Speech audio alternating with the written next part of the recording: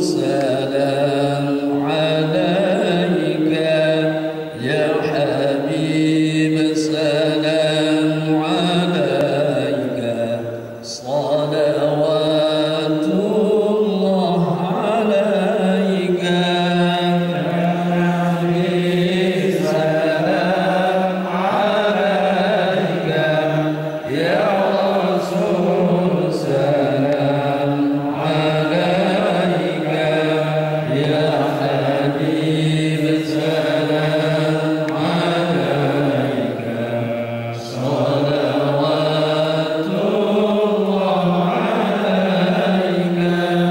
أشرق البدر علينا فاختفت منه البدور مثل حسنك ما رأينا قط يا والسرور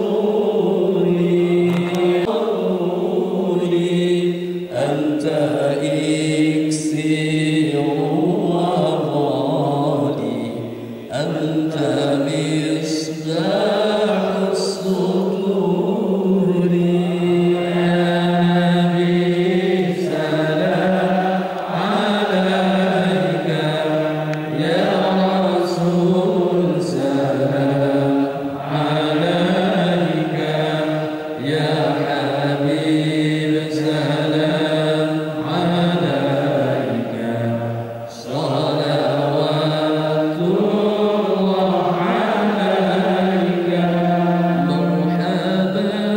يا Al-Mukarramun, para pejuang Al-Quran, para guru-guru saya, para ustadz saya yang tersebar dari seluruh pelosok di Jawa Timur yang hadir di tempat ini. Syukur alhamdulillah pagi ini kita sudah melanjutkan lagi pekerjaan kita. Ini pekerjaan apa namanya kita ini? Ibadah ya? Halo? Pekerjaan apa ibadah ya? Ya, kalau dari sudut pandang definisinya bisa ini disebut ibadah ya. Tapi dari sisi lain saya suka menyebut ini pekerjaan. Tapi di mana khusus? Begini ceritanya. Salah seorang di antara orang-orang tua kami, utamanya ibu saya, pesannya begini: kau meninggalkan Surabaya, jangan pernah lupa dengan mengajar Al-Quran. Itu pesan ibu saya. Ibu saya itu orang yang melahirkan saya maksudnya. Jadikan perjuangan pendidikan Al-Quran itu sebagai pekerjaan. Begitu Pak. Saya masih ingat padaku saya masih remaja itu diberi amanah besar memimpin sebuah kegiatan namanya kursus Al-Quran bagi lansia. Saya 96 meninggalkan kegiatan itu karena saya sudah tidak remaja lagi. Posisi murid saya itu ada 30.000 waktu itu. Menungso 30.000. Belajar Quran mulai nol sampai khatam Al-Quran. Saya kemudian mengingat-ingat kenapa orang-orang seperti ini semangatnya. Mulai jam 6 pagi belajar sampai nanti sesi ke-6 itu habis isya. Ada 6 shift. Saya tawari guru-guru, bagaimana siap mengajar jam 6?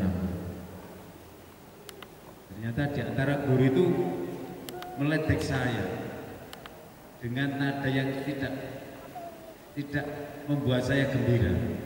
Masa ada mengajar ngaji jam 6 begitu? Saya bilang, siapa yang mengharamkan mengajar jam 6? Jadi cita-cita saya itu, Ustaz, orang-orang di Surabaya itu berangkat ke kantor, itu mampir mengaji dulu di tempat saya. Setelah mengaji, mereka kita ajak untuk berdoa di awal dan di akhir mengaji, Kemudian mereka diajak sholat duha, habis itu baru ngantor. Itu kerjanya masing-masing. Saya bilang yang tidak mau mengajar jam 6, saya silakan untuk keluar, tidak ikut saya. Jadi saya itu kalau jadi pimpinan itu kejam. Kita dipesan ibu saya, jangan main-main dengan Quran, jadikan Al-Quran itu sebagai pekerjaan. Ternyata begini maksudnya. Kalau kamu datang ke kantor, maksudnya kantor di perusahaan, berani nggak kamu terlambat dari jam 8? Ibu saya begitu bilang. Udah berani, pasti dipecat saya. Nah, jadikan pekerjaan mengajar Quran itu seperti itu. Disiplin waktunya. Gitu ya. Tidak boleh terlambat, tidak boleh tidak mengajar kecuali sakit dan udzur syar'iyyah. Dan itu menjadi pegangan saya. Alhamdulillah, Allah menunjukkan kepada kita semua kebesarannya. Dan terakhir gebrakan yang kita lakukan adalah pada tahun 89 di seluruh Indonesia. Cita-cita namanya anak muda ya, jangan ada masjid dan musola, maaf, jangan ada masjid yang tidak ada taman pendidikan Al-Qur'annya. Waktu itu begitu. Setelah kita canangkan, saya berpikir cukup nggak umur ini untuk menjadikan semua masjid itu ada TPA-nya.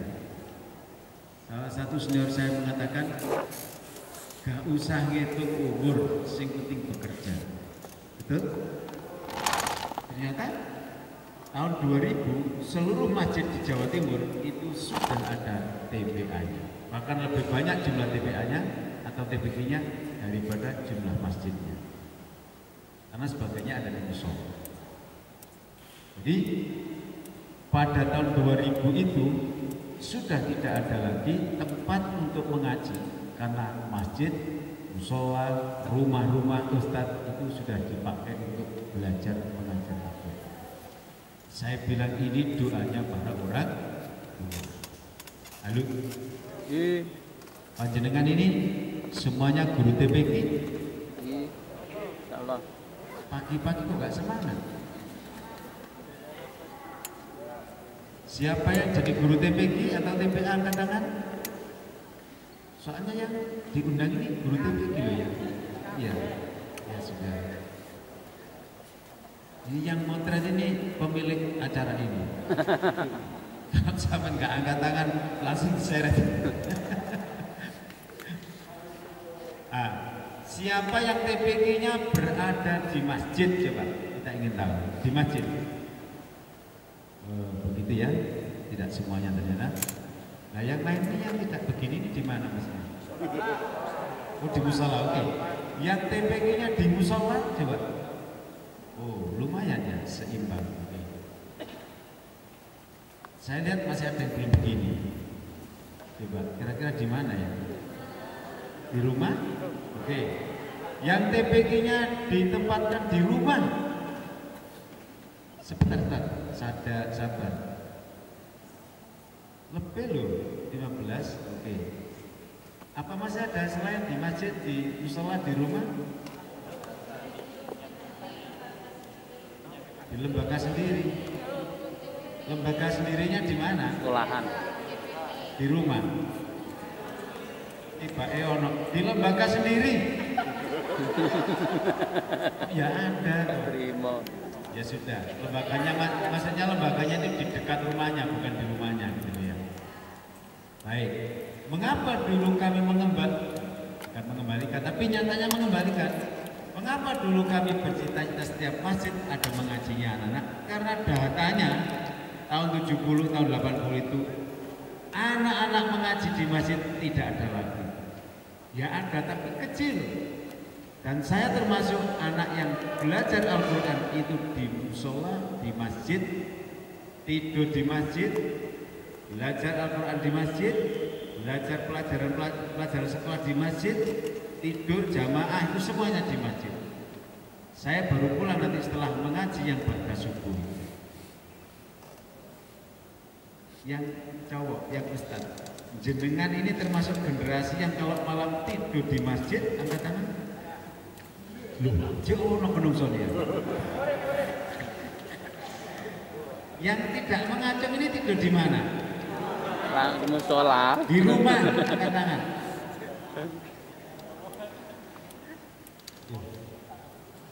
Di musola, angkat tangan. Ada ya, Pak? Iya. Ternyata yang tidur di musola dan di masjid ya jadi wong juga. Ya. Masjid, musola, pesantren itu adalah tempat untuk membuat orang berkarakter. Begitu ya. Jadi rata-rata alumni musola dan masjid itu menjadi guru, atau tidak jauh, tidak heran kalau mereka jadi guru Al-Quran karena merasakan bagaimana hidup di sana. Ini belum lagi kalau di pesantren. Nah, Ustadz sekalian, jadi berarti mengerjakan atau melakukan pembelajaran Al-Quran itu jadi ibadah apa jadi pekerjaan? Pekerjaan. Halo? Sama kok puas aku itu? Tak ketinggalan apa? Jadi ibadah, tapi semangatnya seperti bekerja. Ketika saya mau diambil mantu orang, itu ada kawan saya yang mengatakan, sama kok berani menikah? Saya jawab, memang kalau gendruwo tak kok nggak berani menikah. Dia ngerti kalau gaji saya itu 1 bulan 125 tahun 91. 125 itu untuk menikah itu menurut dia nggak cukup. Dan dia ini adalah orang KUA, kawan saya. Halo Ustaz, saya dalili, wong saya bisa dalil. Iya kunu fuqara'a yughnikum. Kalau kamu menikah dan keadaanmu belum mencukupi, maka Allah akan membuat kamu kaya. Setuju? Coba yang belum nikah yang lagi. Sing temen nggak? Satu. 2 ya. Kenapa? Nggak ada wanita di sana. Coba Bu Muda, dicari datanya 2 orang itu, kita carikan lah ya. Iya. Ya, entah dulu bahasa guru saya, guru ngaji saya itu, kamu jangan meninggal dalam keadaan belum menikah. Begitu Pak. Kenapa Ustaz? Besok masuk surga. Ternyata diledekin saja. Ya nanti kamu tidak menjadi orang yang Islamnya sempurna kalau belum menikah. Terus meninggal kan maksudnya Islamnya belum sempurna. Tobat saja. Yang 2 ini masih memilih-milih ya. Biasalah begitu remaja itu ya.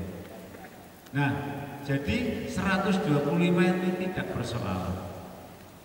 Yang penting saya sudah mengadu kepada Allah. Saya bilang kepada KUA, nah kalau menunggu gaji saya 1 juta, mungkin sampai kiamat saya nggak menikah. Dari mana gaji 1 juta? Guru saya yang paling besar gajinya dari 70 orang yang ikut saya itu 450.000. Itu paling besar. Mengajar mulai subuh jam 6 sampai jam 7 malam. Non-stop itu 400.000. Saya yang memanage itu 125.000. Jadi kalau saya tanda tangan setiap bulan itu, kalau ada guru yang jumlah gajinya itu atau honornya itu cuma 100, saya menangis hatinya, ya Allah. Tapi begitu tanda tangan yang 450, saya bangga. Saya bangga, Masya Allah. Alhamdulillah. Begitu ya. Halo? Mengajar Al-Quran menjadi pekerjaan atau menjadi ibadah? Semangatnya semangat bekerja. Maksudnya ya tadi kita tidak boleh sembarangan ngeramut kalamullah ini.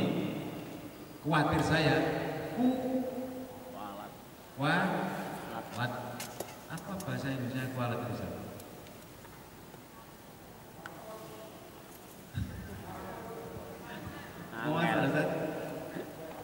Kualat ya. Kualat, jangan sampai kita ini kualat gara-gara Wal Qur'anu yal anu. Al-Qur'an ini bisa melaknat kita. Setuju? Oke. Pernahkah ustadz-ustadzah ini tidak masuk dalam satu minggu itu sekali? Halo? Coba angkat tangan yang pernah. Nah ini sama nggak angkat tangan Pak?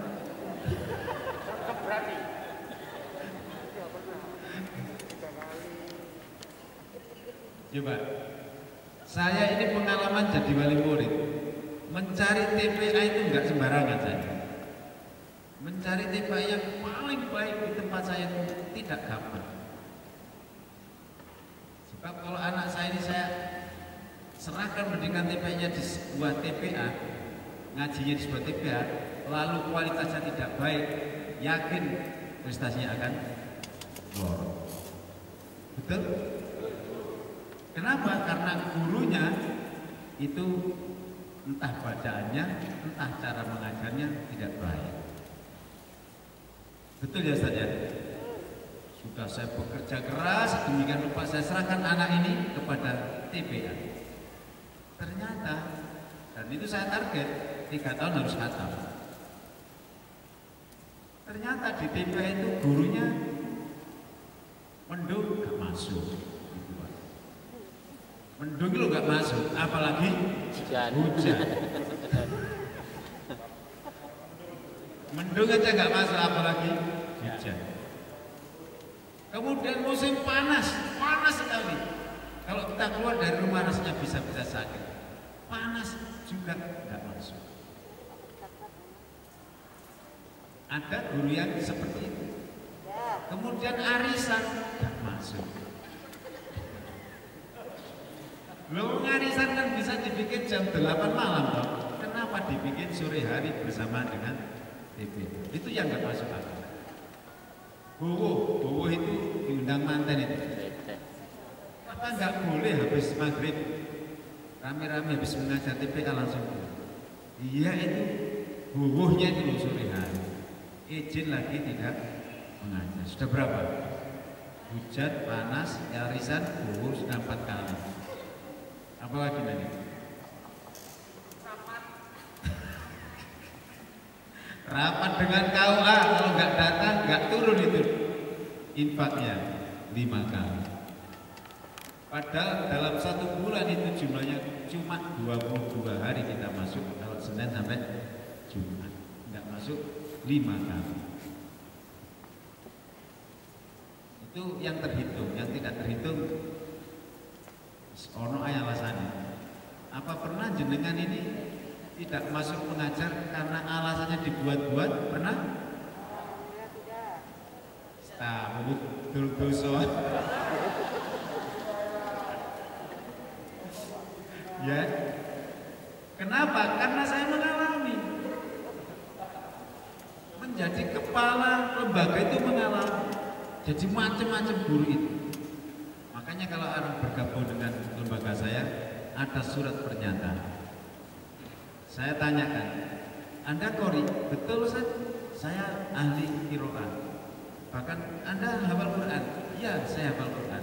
Saya tanya, kalau pada hari Senin TPA-nya masuk, kemudian ada orang mengundang sampai qiraat atau mengundang sampai khataman Quran, yang sampai datangi yang mana? Bingung deh. Surabaya itu kalau diundang khataman Al-Quran itu, ya mohon maaf, itu mendapat barokah amplop itu kadang-kadang ya 1 juta.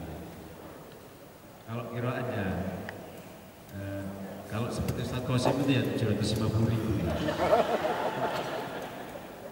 Tapi kalau seperti saya itu ya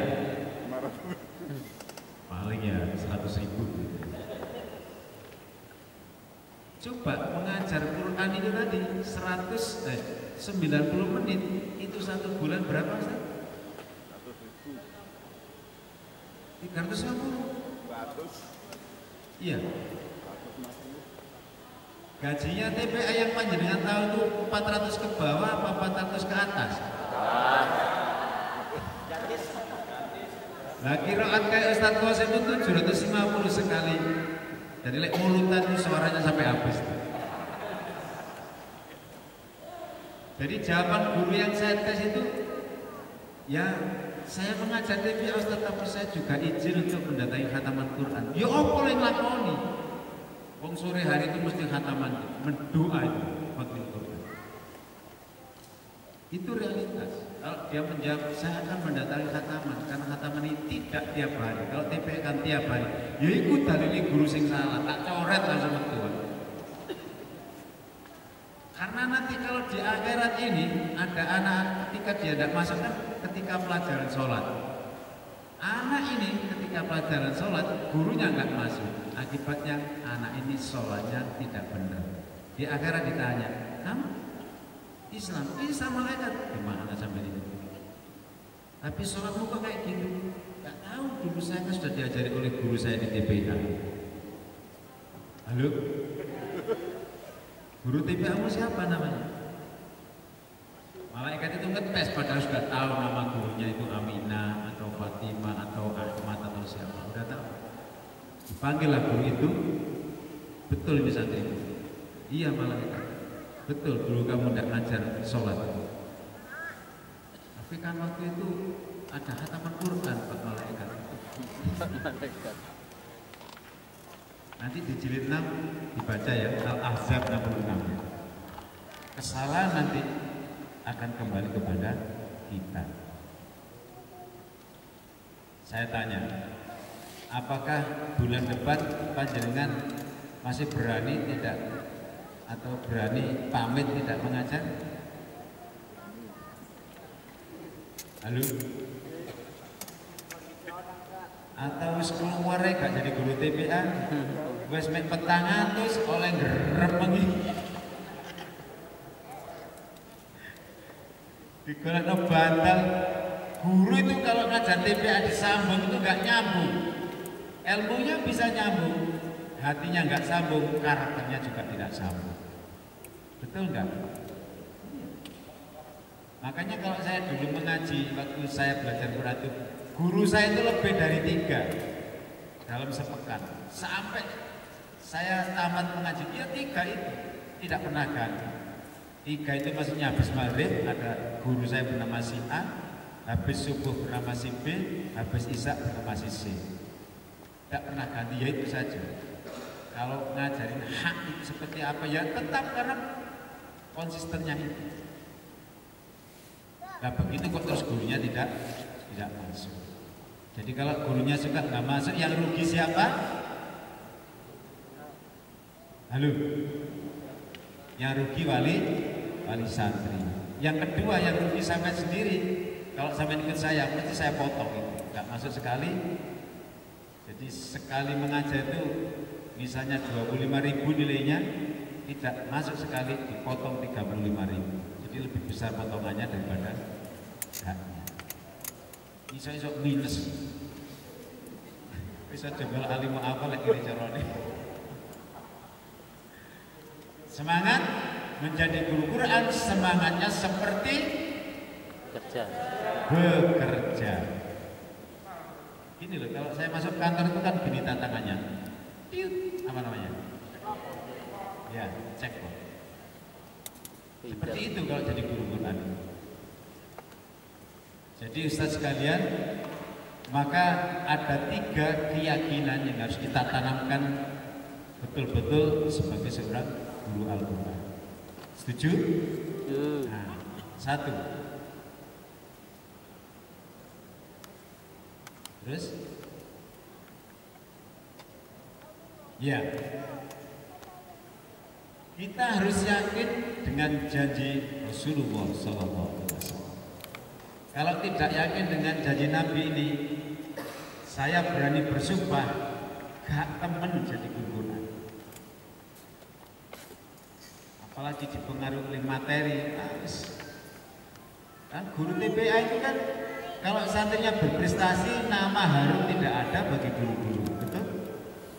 Tapi kalau seperti kasus di Kediri, ada guru nyenengi santrinya masuk koran. Tapi begitu santrinya jadi juara nasional, gurunya juga lebih koran. Halo? Jadi kita ini nggak bisa terkenal. Nanti di sini ada, kita kapan menjadi orang terkenal? Ada di sini. Sekali lagi kalau guru ini tidak memiliki keyakinan nomor satu ini, bisa dipastikan kita nggak beneran, nggak sungguh-sungguh menjadi guru. Bahkan kita tidak bersemangat, bahkan kita juga ragu. Aku ingin menemani seorang rabi tak enggak? Aku besok-besok jadi orang apa tidak? Jenengan pernah punya pikiran seperti itu, Ustaz? Halo? Aku jadi guru ngaji. Gak ada ya? Aku jadi guru ngaji nanti bisa jadi orang apa enggak? Pernah punya pikiran gitu? Halo? Gak ada? Gak ada? Gitu ya? Kalau gitu pertanyaannya saya rubah. Panjenengan jadi guru ngaji ini coba dipilih ya. Satu, karena pilihan. Nomor dua, karena cita-cita. Dan nomor tiga, karena terpaksa. Dipilih yang mana ini? Coba angkat tangan. Sini dicatat ini ya. Siapa yang jadi guru ngaji karena pilihan? Oke, tidak apa-apa. Semakin sampai tidak jujur, semakin masalah nanti. Coba sebelum ulangi lagi. Semakin sampai nggak jujur, semakin masalah hidupnya. Siapa yang dulu menjadi guru Quran karena pilihan? Maksudnya pilihan sebentar. Pilihan itu gini maksudnya. Saya mau jadi Pak Lurah, jadi takmir masjid, atau jadi guru Al-Quran. Itu loh maksud saya. Oh saya pilih jadi guru Quran. Itu loh maksudnya. Siapa yang jadi guru Quran karena pilihan? Itu. Ya kira-kira 20 orang ya.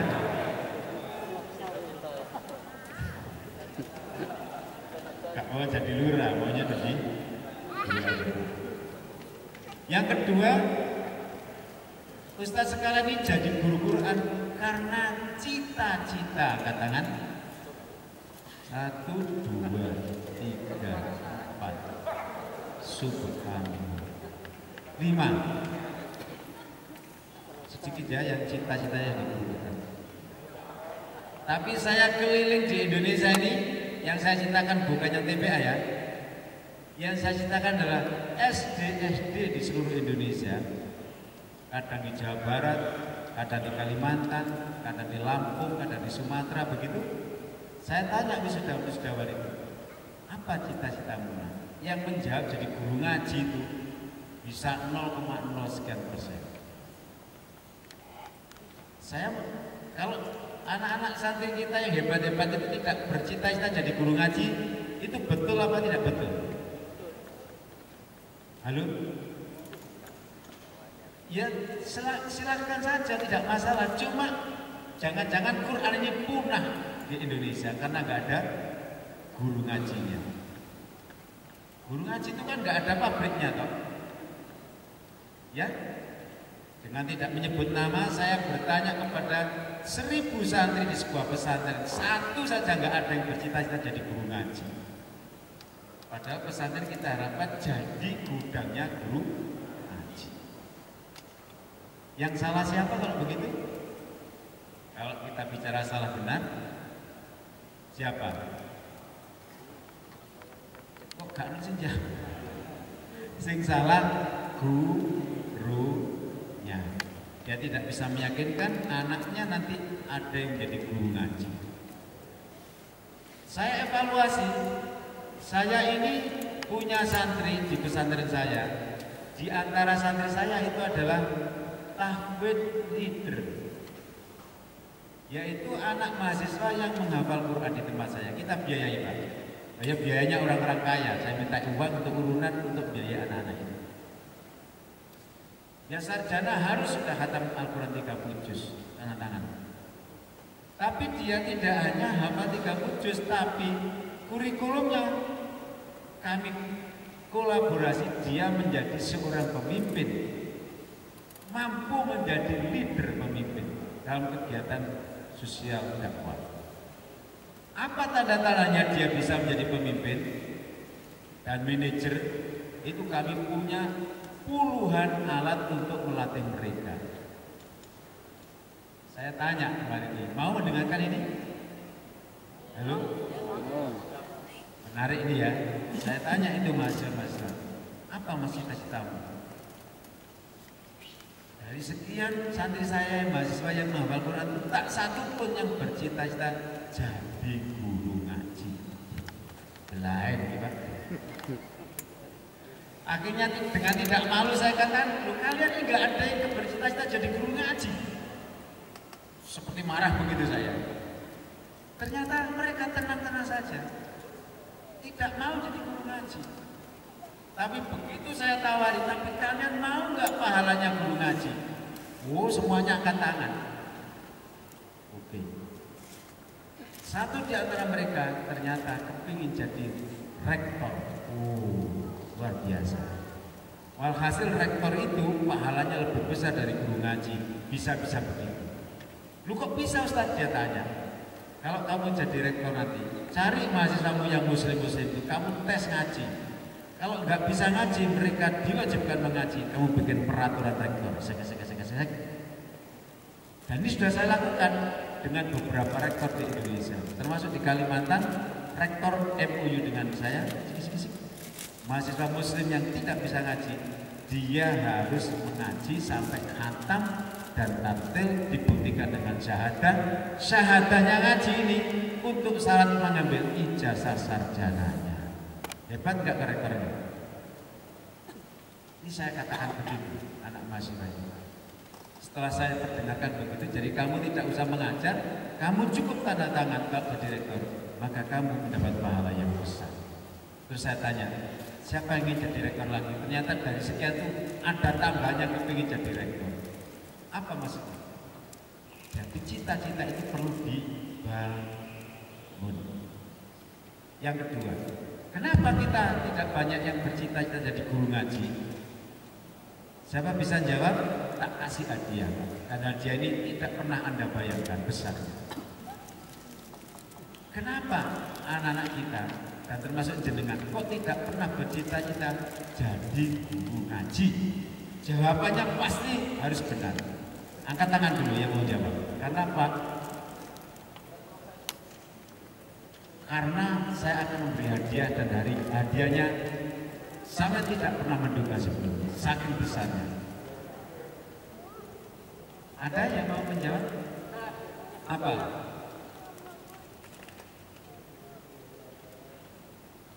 Kenapa tidak bercita-cita menjadi guru Quran? Entah santrinya, entah panjenengan. Karena sekarang dengan keadaan sekarang anak-anak itu konsumsinya ke duniawi. Jadi menurut mereka kalau jadi guru ngaji caranya sedikit. Anak-anak itu melihat aku gampangnya aku jadi guru ngaji, kayak sesuatu. Berapa sih bayarannya di tempat jenengan guru ngaji? Yang paling sedikit berapa? Gak apa sampai itu. Macam-macam, ada 500, ada 400, ada yang paling sedikit 100, 200 paling sedikit. Saya pernah dititipi oleh istri saya tuh belikan sampo gitu. 200 itu gak cukup ternyata. Gua sabone tak kerdus. Maksudnya saking murahnya kalau 200 itu. Gak ada apa-apanya kan? Maka anak-anak tidak mau jadi guru ngaji. Berarti betul dia dengan terpaksa jadi guru ngaji. Bukan pilihan dan bukan cita-cita, betul? Saya pernah ditegur regulator saya. Alim apa engkau setiap saat melatih guru saat mulai Joko sampai anakmu sampai nikahin, gak selesai. Kenapa? Saya jawab, walah Pak, yang dulu kita latih itu gak ono. Kita bikin baru lagi. Loh, lah kemana? Ya mereka kerja di pabrik-pabrik, di macam-macam. Loh, Kok begitu? Bayarannya 100. Kalau di pabrik 1 juta. Nek Jumatan gak sholat. Ada guru saya di Gresik itu, saya suruh keluar dari pabrik karena Jumatan itu dikasih waktu 15 menit. Berangkatnya itu loh 20 menit dari masjid. Betul. Kalau kamu tidak keluar, ojo ngaku alimah apa konco. Akhirnya biidrillah dalam waktu 1 tahun beli rumah, beli tanah, beli mobil. Dari mana? Dari kecerdasan dia. Halo? Dia sekarang tidak jadi guru ngaji, tapi jadi kepala TP. Gagal Pak, beli mobil, beli rumah, beli tanah. Gak jadi kuline pabrik. Oke Bu ya, karena kecil. Tapi kita yang salah. Kenapa anak-anak kita tidak bercita-cita jadi guru ngaji? Karena kita yang salah. Betul Ustaz? Tahu salahnya? Apa? Ya? Tahu salahnya apa? Coba. Dari mana sampai? Dari Pasuruan. Tadi dari mana? Kota. Oh iya ya. Apa? Kenapa? Apa salahnya sama anak-anak tidak bercita-cita jadi guru ngaji? Dari yang paling dominan dari keluarga orang tua, karena mereka sendiri takut, dari ekonomi anak-anak nanti kalau jadi guru ngaji. Dari orang tua sendiri takut, orang tua takut kalau jadi guru ngaji ekonominya.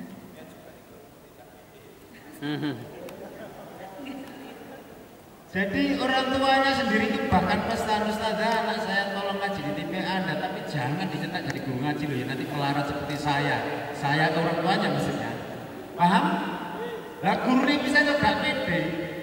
Jauh wis ojo dadi guru ngaji iki melarat itu tambah wakeh gitu. Itulah kesalahan seorang guru. Masih kurang menupik sebenarnya. Ketika kita bicara guru ngaji, apa yang ada di otak kita? Ayo, hadiahnya belum lepas ini. Hadiahnya belum lepas. Siapa yang bisa jawab? Apa? Pas-pasan. Pas-pasan. Masih seirama dengan tadi. Apa? Hah? Sering? Keikhlasan, nggak punya keikhlasan. Si guru sip. Yang berkaitan dengan guru ngaji adalah upah atau gaji. Ini loh Ustaz, di otak kita itu kenapa kita juga nggak pede menciptakan anak-anak menjadi guru? Karena kita itu mindset kita jadi guru ngaji itu adalah guru TPA. Betul nggak? Loh, betul nggak? Coba dibalik. Nah, kamu jadi guru ngaji. Siapa kepala-kepala bank itu se-Indonesia nggak bisa ngaji itu? Gak mungkin mereka ikut ngaji di masjid kita. Gengsi lah. Ayo, berubah gak pikirannya? Halo? Saya punya program dan sedang diuji coba di Jawa Barat. Sekali datang guru ngaji, itu honornya 1 juta. 90 menit. Setuju? Sampai lu gak setuju ngono. Jadi kalau satu hari ngajar sekali kali 22 hari, 1 bulan berarti 22 juta. Betul? Kalau 1 hari mengajar 5 kali, 22 juta kali 5 berapa? Avanza 1. Jadi kalau 1 tahun sampai rumahnya itu nggak penuh Avanza ton, nggak penuh. Ini bukan cerita, tapi ini berita yang terjadi. Kira-kira, karena jenengan sudah akan bicara uang tadi ya. Kira-kira anak kita itu mau nggak? Ingatlah, direktur tadi saya gajinya 125.000 tahun 90 sekian, 80 sekian. Makanya Ini orangnya nggak ada ya. Kemarin saya umumkan di sini. Saya disuruh datang ke kantornya bawa fotokopi KTP sebanyak 30. Biasanya kalau ada fotokopi KTP 30 itu mau disuruh nikah atau mau disuruh kerja? Diapakan? Masuk nikah 30 KTP. Kalau sampean dia dimintai santrinya, tolong Bu, bawa fotokopi KTP 30. Itu diapakan biasanya? Disuruh pergi haji. Saya pernah gitu Pak. Walhasil cerita singkatnya, kenapa kok saya sampai biaya pergi haji? Jawabannya itu ya lucu Pak. Kalau kamu tidak saya biaya pergi haji, kamu sampai mati tidak akan bisa pergi haji.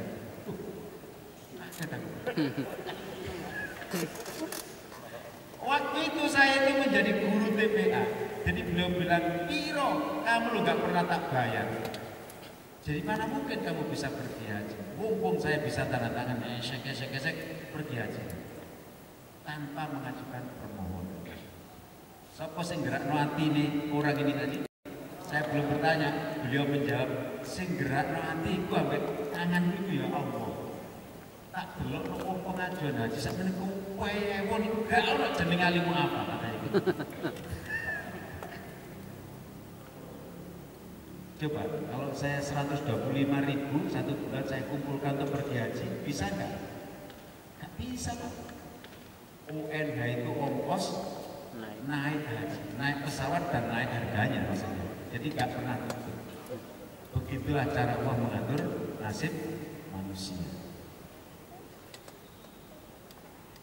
Kenapa Ustaz? Halo, kenapa anak-anak kita tidak bercita-cita jadi guru ngaji? Karena kita ikut bersalah di dalam membuat pikiran anak-anak bahwa guru ngaji itu adalah gurunya anak-anak TPA. Jadi pikirnya kecil terus anak-anak itu. Sama ceritalah pada anak-anak. Anak-anakku sekalian, saya punya kenalan, sebutkan gitu aja. Kenalan saya ini bekerja di sebuah perusahaan yang besar. Menurut kawan saya ini 99,9% gak ada yang bisa ngaji dan agamanya 100% kurang Islam. Kira-kira pikiran anak-anak kita di kantornya besar ya. Minimal mobil yang dinaiki oleh pegawai itu adalah mobil Innova. Pikiran anak-anak kira-kira gimana? Pasti dia adalah menengah ke atas. Terus kalau itu yang ngajar kalian mau nggak? Pikirannya beda Pak. Begitu ya? Atau seperti mahasiswa saya tadi. Satu saya tadi. Pikirannya kita bangun, dia jadi rektor. Dan begitu jadi rektor, dia bisa membuat santrinya itu bisa mengaji, yang muslim ya Pak ya, bisa mengaji dengan tartil. Pikirannya besar. Sudah bisa diterima ini? Setuju merubah pikiran anak-anak seperti itu? Nah, coba ya. Kalau saya wisuda di atas panggung begitu, anak 200 kemarin di Bandung. Ada satu anak yang bercita-cita jadi guru TPA. Itu diketawain orang segedung Pak. Ketawanya itu gak enak. Yang satunya pengen jadi dokter, yang satu jadi kepingin jadi polisi. Polisi pun saya tanya polisi yang bagian tidak, enggak Ustaz itu kan panas. Dan gimana? Itu di kantor. Yang punya mobil ada supirnya. Saya bilang itu namanya Kapolri, Kepala Polisi Republik Indonesia. Kau milih itu? Iya loh ya kan.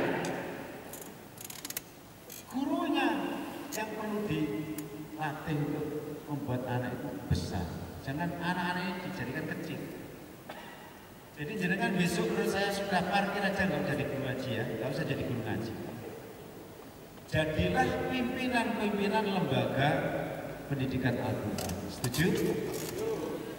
Bawang jawab setuju ya rasa-rasa.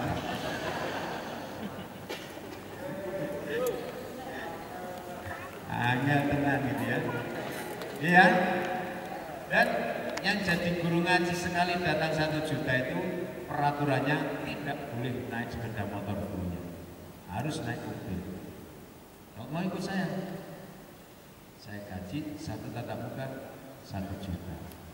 Tidak boleh naik angkot tapi harus naik mobil pribadi, minimal mobil Grab.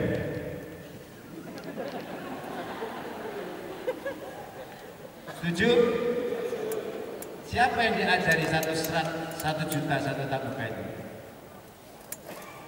Kepala-kepala kantor se-Indonesia, kepala-kepala divisi, kepala DV Telkom Indonesia Barat, gitu loh Pak. Mau cari cilik itu sedikit. Itu gak bagian sampean, itu sampean bagian membuat lembaga yang besar. Bahkan saya ini mau membuat, nanti tunggu raker, membuat sekolah manajer masjid, digaji Pak manajernya Pak. Setuju. Masjid kita itu layak mutu alam, ya. Jamaahnya 100, jamaah masjidnya 100, takmire 125, lebih banyak mana? Lebih banyak takmir, tapi layak mutu layak, ya subuh itu cuma 1 shop, 15 orang. Saya teliti, gak ada manajernya. Takmirnya itu mulai pagi sampai jam 9 malam kerja, jadi gak mau berurus masjid. Ini kamu saya mau, saya tawari, mau kita ngangkat manajer. Bayar, ya bayar, gak ada gratis. Manajer itu kita gaji minimal 10 juta 1 bulan. Nah, padahal kota infak masjid itu 1 tahun itu cuma 50 juta Pak. Untuk manajer nggak cukup kan. Tapi ketika kita giat, Allah berojok uang. Tapi kalau kita melempem, jangan pernah mimpi uang itu terus turun dari langit. Percaya nggak? Tak percaya ya wis tak lakoni. Ketika masjid saya ini tidak ada programnya, 1 minggu kota itu paling 50.000, bukan 50 juta. Tapi kita genjot kegiatan 1 bulan itu 100 juta, maka kota berubah menjadi 1 kali Jumatan 30 juta. Lalu, jadi kalau kita cita-citanya tinggi, Allah kasih. Makanya TPA-nya jangan sembarangan lah ya. Cita-citanya juara umum Festival Anak Soleh tingkat minimal tingkat kota kabupaten. Gitu loh ya. Sekarang saya tanya, pernah nggak santri kita ini juara Festival Soleh tingkat kecamatan? Angkat tangan.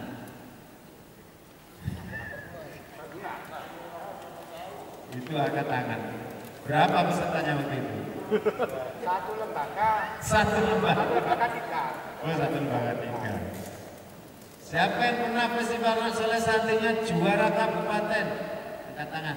Lembaga kabupaten ya, Ada. Supaya bangga saya. Juara provinsi, ayo. Enggak on. Ada loh kan? Dari mana? Bojonegoro. Oh, Bojonegoro itu sugih Pak. Ada minyak ya Pak. Minyak sampai nyampe Mas Bapak ya. Glowing. Juara nasional. Ayo. Santrinya pernah juara nasional. Dari mana San? Dari Bojonegoro lagi. Kenapa kok jenengan gak juara santrinya? Halo. Bakat kok gak sih salah kok. Mau diberitahu jawabannya betul? memberi kesempatan pada yang lainnya. Ya, modus ya. Nek urusan juara kartu itu ojo loman-loman Pak. Halo. Jawabannya kenapa santri kita tidak pernah juara? Jawabannya adalah karena gurunya salah. Oh, jadi guru itu salah terus kok Bapak. Kenapa? Anak itu gak pernah dididik kamu nak, anak hebat dan kamu harus juara. Begitu loh Sat. Saya ini mencanangkan juara Festival Kota Surabaya itu baru terlaksana setelah 15 tahun baru terlaksana, baru dapat juara betulan. Kurang ngopo alimu apa? Tapi yang menurut saya ini pecahkan itu aja. Wakil saya itu jangan ketemu saya kalau nggak bawa masalah. Jadi akhirnya nggak pernah ketemu Pak. Jadi bikin masalah itu nggak bisa. Gimana Ustaz? Baik Ustaz Ali. Gak ada masalah, enggak. Udah jangan ketemu saya. Lalu dia ketemu saya, kalau enggak masalah, kalau enggak bawa masalah, saya tidak mau. Nanti saya bertanya, sudah ada tanda-tanda jadi juara, dia nggak bisa jawab. Itu Pak, jadi kita tidak pernah memposisikan santri-santri kayak orang yang hebat, karena kita tahu sendiri bahwa pembelajaran kita adalah ecek. Nah, sudah ketemu ya? Janji Allah, keyakinan kita nomor satu harus ditanamkan. Pengajar Al-Quran itu adalah kekasih Allah. Sebaik-baik kita menurut Nabi adalah orang yang mau belajar dan mengajar Al-Quran. Jangan hanya belajar tapi juga mengajar. C. Allah akan menjamin kebaikan para pengajar Quran. Dan D. Pengajar Quran namanya akan dikenalkan masyhur kepada makhluk-makhluk di arsy. Senang panjenengan dapat kabar ini, senang apa sedih? Senang. Senang apa sedih? Walaupun gajinya bukan pas-pasan, gak jelas. Ya barokah ya. Nyatanya loh jenengan pakainya bagus-bagus. Kalau nanti dikasih upload jangan mau terima ya. Malu-maluin saja ya. Kasihkan saya aja ya. Begitu saja, yakin ini ya? Yakin. Ternyata kesimpulannya menjadi guru Quran itu tidak sembarangan manusia. Seperti ini. Hebat gak jadi guru Quran? Sesuatu yang hebat itu banyak apa sedikit? Lomba itu juara satu itu ada berapa? Ya, satu. Yang tidak juara banyak. Ibaratnya begitu ya. Pasuruan halo? Ya. Besar loh ya 500 itu. Gajinya guru kita di Pasuruan. Itu belum belum THR-nya katanya. Rane ya. 1 bulan kok 1 tahun. Ngungsi ning Pasuruan ya. Keyakinan nomor 2 yang harus ada di dalam dada kita, Pak Siti. Ya, yakin bahwa pejuang Al-Quran itu di-backup oleh Allah Subhanahu wa Ta'ala. Tapi syaratnya ya yakin. 1 atau A, Allah menurunkan Al-Quran dan Allah menjaganya. Quran itu siapa yang menyebarkan? Halo. Ya Allah, kamu sih jawab katanya. Jawab, tangannya dilihat saya. Saya Pak, ayo. Saya. Tak ulangi lagi. Siapa yang menyebarkan Quran di Indonesia ini? Jawab, saya. Gitu loh. Lu samanya gak krosok jadi penyebar Quran.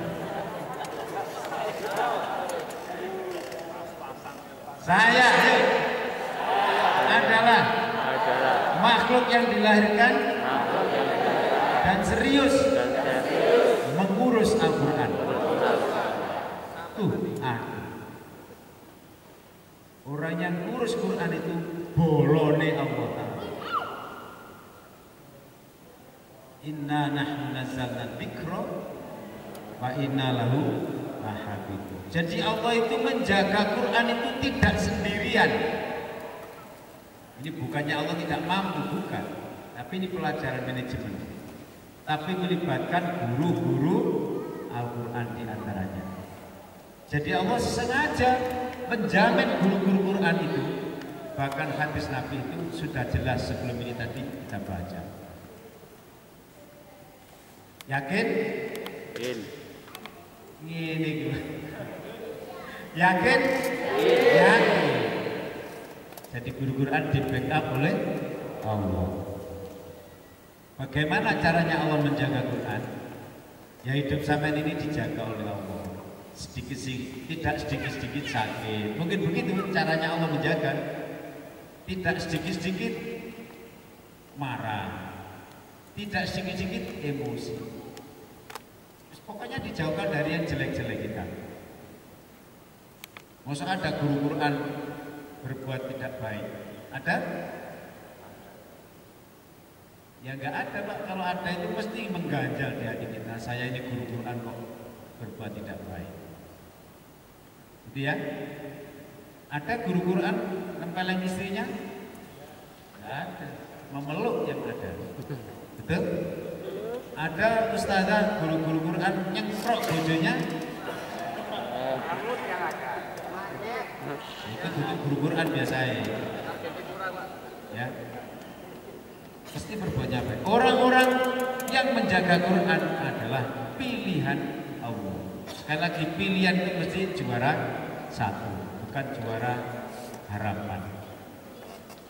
Makanya jumlahnya tidak banyak. Sama pernah studi banding ini? Halo? Pernah studi banding tentang guru Quran? Coba berapa orang? La ilaha illa subhan. Ya gak maju-maju Ustaz, sampai nek gak studi banding. Studi banding itu milih gurunya yang hebat-hebat, yang komitmennya tinggi, sing sugih-sugih, sing gedungnya apik, sing santrinya juara-juara. Begitu loh ya? Betul? Nah, studi banding nanti PA podo gak duwe ini. Podo mawati. Gurune ya podo gak tepahe. Tambat kabeh. Ketularan eleke sampean. Engko lak diwalik aku, gak ono ya Pak TPA sing apik. Hubungi perwakilan masing-masing di Jawa Timur. Setuju ya? Jenengan sudah tahu toh perwakilan TPA masing-masing di kotanya? Sudah? Ya yang undang sampean itu perwakilan jenengan.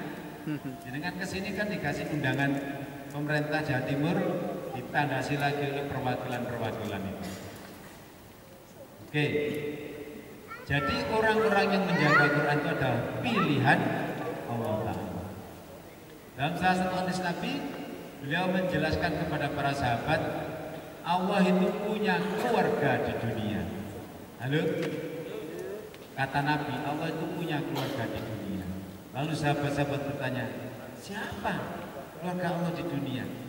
Yaitu orang-orang yang ahli Al-Quran. Sampai ini ahli Quran apa gurunya ahli Quran? Ojo suka-suka tahu. Sampai ini ahli Quran apa enggak? Allah.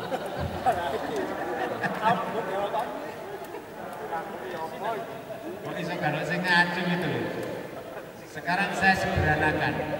Sampai ini jadi guru Quran itu 10 tahun ke bawah, angkat tangan.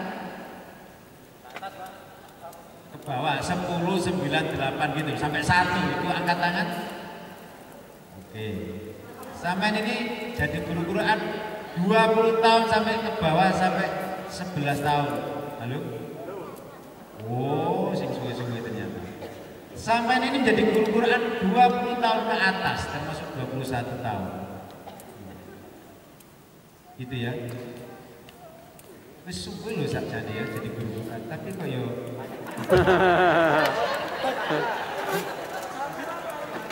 ya kata biasa kata gimana? Ya biasa. Kok belum merasa jadi ahli Quran maksud saya?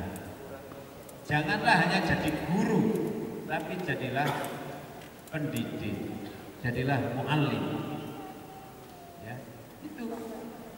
Tuh, mana yang tadi itu? Khairukum sudah ya waktunya. 2 menit. Ada yang diprotes kepada saya silakan. Kalau nggak mau protes, ada yang bertanya. Kalau saya bilang bertanya kok sawangannya aku bisa jawab gitu menurut saya. Ada yang bertanya? Ayo Ustaz, dari mana dan pertanyaannya to the point. Dari Madiun. Madiun. Ya. Ini Tat, biasanya TPG itu keberadaannya di daerah kami rata-rata itu misalnya sama formal itu kalah ya, enggak apa ini disiplinnya, masih disiplin formal ini caranya gimana? Iya. Jadi Ustadz kita dari Madiun ini nggak tahu apakah ada yang lain juga seperti itu. TPA itu merasa nggak imbang dengan sekolah-sekolah formal, nggak patek gagah dengan sekolah formal. Begitu loh. Tampilannya, keadaannya, nggak menjanjikannya itu tidak seperti kalau dengan sekolah formal. Ada yang juga begitu. Saya kok gini-gini. Atau semua begitu. Ya lagi-lagi sing salah ya Bapak Dewi. Oh, saya masuk ke TPA itu namanya brosur atau apa, janji outputnya itu loh nggak ada. Sampai punya output yang dijanjikan begitu, angkat tangan. Ngomong durung buyar ini. Ustaz Jaijin ya. Adakah di TPA itu punya janji yang jelas yang gampang dibaca orang atau wali murid begitu ada? Ada Pak, itu janji saya itu 10, malah 10 Pak, yang saya mau yang waras-warasan Pak. Mending singkat begitu. Contohnya begini, siapa yang putranya kepingin menjadi apa, pemimpin masa depan, di sini tempatnya, misalnya. Halo? Coba aja dibaca surat An-Nisa ayat 9 itu. Ya. Jadi ini Madiun, halo, jawabannya adalah karena kita tidak bisa memarketingi TPA itu sehingga menjadi lembaga yang diminati masyarakat. Maka TPA di desa saya bubarkan kemarin. Sudah berjalan 20 tahun tapi sekarang saya bubarkan. Kapan berdiri? Kalau ada pikirannya berubah baru berdiri. Tidak berubah tambah benjut TPA di sini. Kita bubarkan saja, kita tidak mampu membuat TPA yang baik. Biar mereka sekolah di mana-mana, jangan di sini. Protes dong? Punya protes. Oke, kita berdiri lagi, tapi kita harus mau berjanji. Keluaran dari sini harus bisa begini. Tidak macam-macam, tidak daging-daging bahasa Jawanya. Keluar dari sini, anak kita menjadi anak yang berkarakter Qur'ani. Itu juga boleh. Tadi kan menjadi pemimpin masa depan boleh. Menjadi anak yang berkarakter boleh. Karakter itu mahal loh Pak, halo. Ya Nabi salam alaika, tadi bisa dibacakan. Nabi Muhammad itu memimpin dunia bisa berubah dalam waktu yang sangat singkat. Merubahnya itu dalam waktu yang sangat singkat. Menurut Michael Hutz, seorang yang anti-Islam dalam penelitiannya, karena Muhammad itu keunggulannya adalah mendidik orang berkarakter. Jadi karakter itu bisa merubah dunia loh ya. Halo? Makanya mohon maaf kalau ada banyak orang yang tidak suka dengan pesantren, jangan-jangan dia tidak ngerti bahwa pendidikan karakter itu ada pesantren. Nah kalau ada TPA berdiri Madiun besok dirubah. Kepingin anaknya berkarakter berbasis Quran, berkarakter masa depan berbasis Quran, jadi pemimpin dan lain-lain. Itu harus begitu Pak. Orang menjadi berubah. Nah, nanti Ustaz Ahmad akan menyampaikan bagaimana mendidik anak TPA yang berkarakter itu bagaimana. Itu ya, setuju? Gak setuju ya dulu Pak. Izin Pak Andi. Habis ya? Saya mohon maaf. Nanti kita akan diskusi di luar ini. Jadi nanti habis penutupan jangan tidak usah pulang, ngobrol sama saya di sini ya. Mohon sekalian pretestnya. Sekarang dibuka halaman 1 pretest. Pak Sidi menyiapkan. Itu panjenengan dikasih 2 lembar pertanyaan, betul? Yang satu dilipat dipakai